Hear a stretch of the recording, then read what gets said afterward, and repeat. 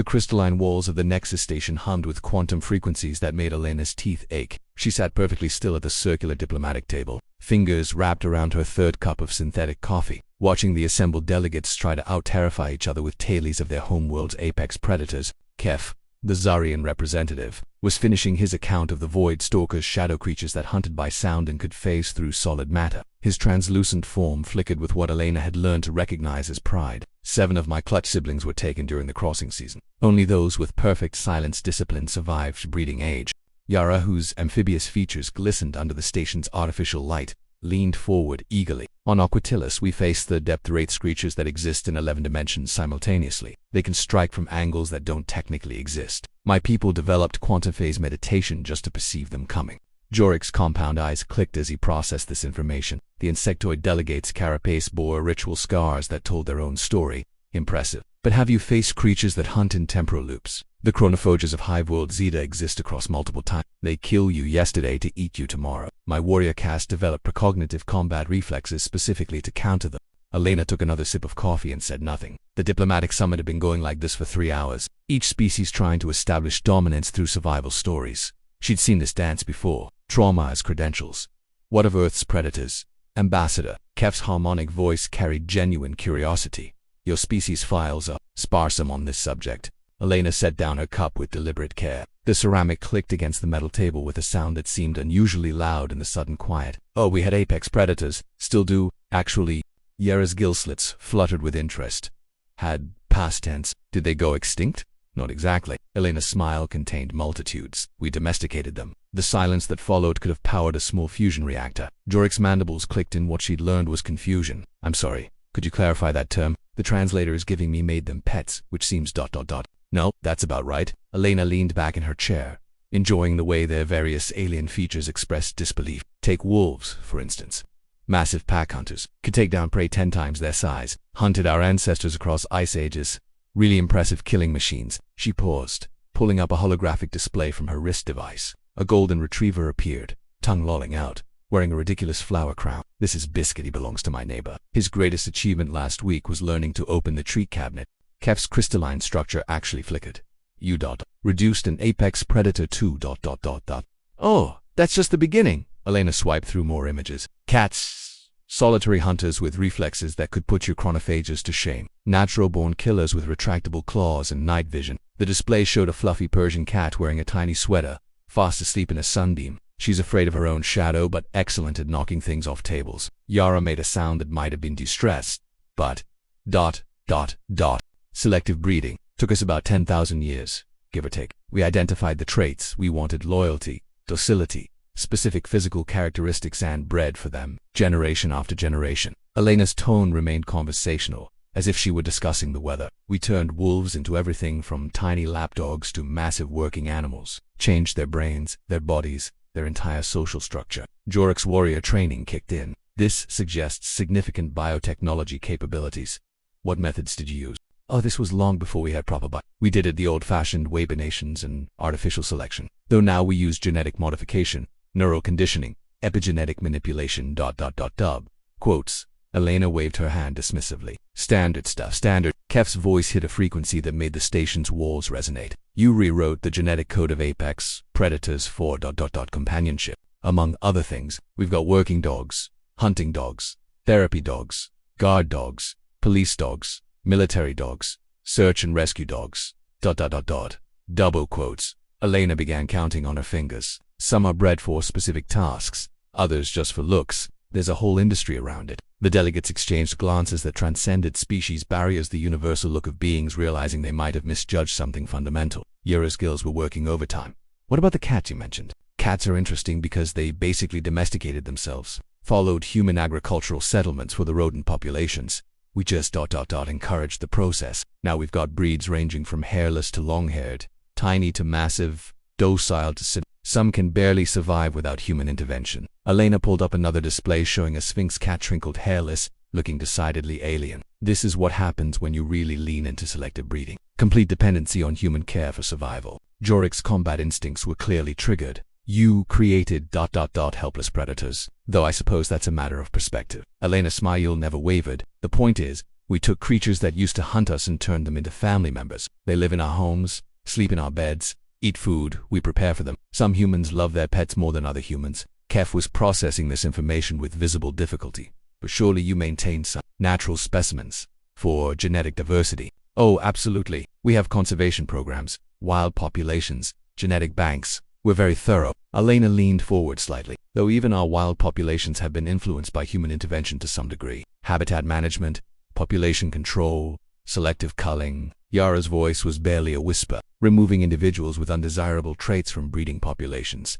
Standard wildlife management. Elena's tone remained perfectly matter. We do it with our domesticated animals too. Breeding programs require strict genetic control. The implications were sinking in across the table. Jorik's mandibles clicked rapidly. Control the evolution of your predators. Evolution is just genetic change over time. We accelerated and directed the process. Elena gestured to her display, which now showed dozens of dog breeds. Chihuahuas and Great Danes are the same species. Technically, both descended from wolves. We did that in a few hundred generations. Kef's crystalline form was now pulsing with what Elena recognized as deep disturbance. The ethical implications are fascinating, aren't they? Elena's enthusiasm seemed genuine. We basically played God with entire species. Changed not just their bodies, but their minds, their instincts, their capacity for independent survival. Some would call it the ultimate expression of human dominance over nature. Yara found a voice. Some would call it what would others call it? Partnership, mutualism, evolutionary cooperation. Elena shrugged. Depends on your perspective. The dogs seem happy enough. Can't really ask the wolves what they think about the trade-off. Jorik was clearly struggling with warrior caste concepts of honor and strength. But you made them ... weak. Or we made them successful in a different way. Domestic dogs outnumber wolves by several orders of magnitude. They've colonized every human habitat on the planet. From a purely evolutionary standpoint, domestication was incredibly successful for them. Elena paused, studying their faces. Of course, success came at the cost of autonomy, genetic diversity, and the ability to survive without human support. But that's the nature of symbiosis, isn't it? Both parties sacrifice something to gain something else. The silence stretched until Kef finally spoke. What other species have you ... modified? All lots. Horses. We turned wild plains runners into everything from racing animals to massive draft horses. Cattle transformed wild aurochs into docile milk and meat producers. Pigs, sheep, goats, chickens ... Double quotes. Elena was warming to her subject. We've been at this for thousands of years. Agriculture is basically just plant and animal domestication on an industrial scale. Yara made a choking sound that might have been her species' equivalent to horror. You did this too ... Food animals. Well, yes. How did you think we fed billions of humans? Hunting and gathering doesn't scale. Elena's expression suggested this should be obvious. We selectively bred for traits like docility, rapid growth, high milk production, disease resistance, created animals that exist purely to serve human needs. They can't survive without you, Jorik stated.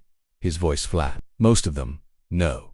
They're entirely dependent on human care. We've removed their survival instincts, changed their reproductive cycles, modified their social structures. They're living products of human design. Elena brought up an image of a modern dairy cow. This animal produces about 10 times more milk than its wild ancestors, but can barely function without constant human intervention. Breeding, feeding, medical care, artificial insemination. We control every aspect of their existence. Kef's harmonics had dropped to something that sounded almost mournful. You created slaves. We created partners in an asymmetrical relationship. Elena's correction was gentle but firm, though I suppose the distinction might be academic from the animal's perspective. The delegates sat in stunned silence, processing the implications.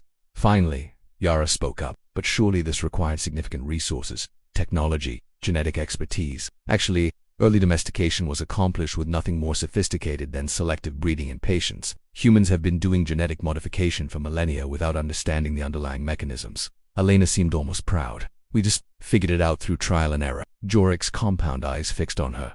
What drives this behavior? This need to control other species. Elena considered the question seriously. Survival, initially. Cooperation with animals gave humans significant advantages: hunting partners, beasts of burden, protein sources, clothing materials. But it evolved into something more complex. She paused, her expression growing thoughtful. Maybe it's about reducing uncertainty. Wild animals are unpredictable, dangerous. Domesticated animals are ... manageable, controllable. They fulfill specific human needs in predictable ways. Control, Kef repeated, his harmonics sharp. Partnership, Elena corrected again. Though the terms of the partnership are definitely set by humans. Yara's gill slits were working rapidly. What about animals that resisted domestication? Elena's smile turned slightly predatory. Most of them are extinct, or exist only in carefully managed populations under human supervision. She pulled up statistics. Earth has lost about 60% of its large mammal species since humans became the dominant species. Turns out, you either adapt to human presence or you don't survive. The casual way she delivered this information seemed to hit the delegates harder than any of her previous revelations. Jorik's carapace clicked as he shifted uncomfortably. You, eliminated species that wouldn't cooperate. We eliminated species that competed with us for resources or posed threats to human populations. Standard ecological dynamics. Just accelerated by human intelligence and tool use. Elena's tone remained conversational. Though we've become much better at conservation in recent centuries, we learned that biodiversity is actually valuable. Valuable how? Kef asked, though his harmonics suggested he dreaded the answer. Medical research, genetic resources, ecosystem services, tourism revenue, Elena counted off on her fingers. Turns out, preserving other species serves human interests in multiple ways, so we do it on our terms, of course. Yara made another choking sound. You preserve species that serve your interests, and eliminate or modify those that don't. It's efficient. Elena seemed genuinely puzzled by their reaction. How else would you manage a planet's ecosystem? The question hung in the air like a toxic cloud. Each delegate was clearly grappling with the implications, not just for Earth's animals, but for what it suggested about human nature and capabilities. Finally, Jorik spoke. Ambassador, when we began this discussion, we were sharing stories of surviving apex predators. You've just described turning them into furniture. Companions, Elena corrected patiently. Though some do serve functional purposes, yes, the psychological implications alone. Kef's harmonics were barely audible. What does it do to a species' psyche to have that level of control over other living beings? Elena's expression grew thoughtful. That's actually a fascinating question. Some humans develop deep emotional bonds with their domesticated animals. Love them, grieve when they die, consider them family members. Others view them purely as resources or tools. She paused, seeming to consider something. There's this interesting contradiction in human psychology. We can simultaneously love individual animals deeply while systematically exploiting their species. We'll spend thousands of dollars on medical care for a pet while eating factory-farmed meat for dinner. Yara found her voice.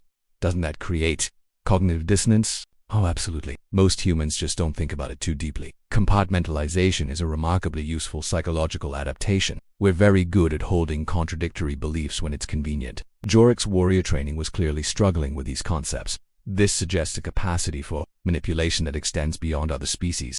Elena met his compound gaze directly. Humans have been selectively breeding humans for desirable traits too. We call it marriage, dating, reproduction rights, genetic counseling, Her smile widened. Though we're generally more subtle about it with our own species. The silence that followed was deafening. Kef's crystalline form had stopped pulsing entirely. Yara's gills had clamped shut. Jorik's mandibles were locked in. What Elena had learned was their equivalent of shock. Ambassador Kef finally managed. Are you suggesting that humans apply domestication principles to your own species? Not suggesting, stating. Elena's tone remained maddeningly casual. Social norms, educational systems, legal frameworks, economic incentives, they all shape human behavior and reproduction patterns. We've just gotten more sophisticated about the methods. She leaned back in her chair. The beautiful thing about domestication is that once you understand the principles, you can apply them to any species, including your own. Yara made a sound that might have been whimpering. The humans at this station are carefully selected representatives, yet chosen for specific traits that make us effective in interspecies diplomacy. Elena's smile was now openly predatory. Intelligence, psychological stability, cultural adaptability, emotional control. Jorik's warrior instincts finally kicked in fully. This entire conversation has been a demonstration. Of course it has. Elena's confirmation was almost gentle. You wanted to know about Earth's apex predators, I told you. We didn't just survive them, we rewrote them according to our specifications, made them into whatever we needed them to be. She stood up slowly, her movement causing all three delegates to tense. The question you should be asking isn't how we survived our predators. Kef's harmonics hit frequencies that triggered the station's emergency Are you threatening us? I'm educating you. Elena's voice remained perfectly calm. Humans have been practicing selective pressure on other species for thousands of years. We've gotten very good at identifying useful traits and encouraging their propagation. She walked to the station's viewport, gazing out at the swirling nebula beyond. Loyalty, docility, specialized capabilities, dependency on human resources. Her reflection smiled back at the delegates. All very valuable traits in interspecies relationships. Yara finally found her voice. What do you want from us? Elena turned back to the table, her expression almost kind. The same thing we've always wanted. Cooperation, partnership, mutual benefit. She paused meaningfully. On terms that serve human interests. And if we refuse, then you follow the same path as every other species that couldn't adapt to human presence. Elena's shrug was almost apologetic. We've had a lot of practice with extinction events. The delegates exchanged glances that transcended species barriers, the universal look of beings realizing they were no longer the predators in this ecosystem. Kef's harmonics were barely audible. How long have you been planning this? Planning suggests we started with a goal in mind. We didn't. Elena returned to her seat. We just kept doing what worked. Adapting, surviving, expanding, taking what we needed and modifying what we couldn't take. She picked up her coffee cup, noting that her hand remained perfectly steady. The beautiful thing about evolutionary pressure is that it doesn't require conscious intent. You just keep selecting for useful traits, generation after generation, until you've reshaped entire ecosystems. Yara's voice was barely a whisper. What happens now? Elena considered the question seriously. Now we negotiate. You have resources, territories, technologies that could benefit humanity. We have technologies, organizational systems, and management expertise that could benefit your species. Her smile was almost warm. Partnership. Remember, we're very good at creating mutually beneficial relationships. Just ask any of our domesticated species how well we take care of partners who serve human needs. The implications hung in the air like a gravitational field, warping the space around them. Each delegate was clearly calculating the odds of their species' survival in a universe where humans were not just another intelligent species, but active ecosystem engineers with thousands of years of experience in selective breeding. Jorik finally spoke, his voice barely above a whisper. We thought we were the apex predators. Elena's laugh was genuinely delighted. Oh, you were, in your respective ecosystems. But ecosystems change. She gestured toward the viewport and the vast cosmos beyond. Welcome to ours. The Nexus station continued its slow rotation, carrying its cargo of beings who had just learned that survival wasn't just about avoiding predators. Sometimes it was about recognizing when you'd already been domesticated. Elena finished her coffee and smiled at her new partners, already planning their integration into humanity's ever-expanding ecosystem of controlled relationships. After all, they had such useful traits, it would be a shame to waste them. Outside, the stars watched in silence, witnesses to another species learning the difference between survival and freedom. In the end, most chose survival. Humans had gotten very good at making sure they did.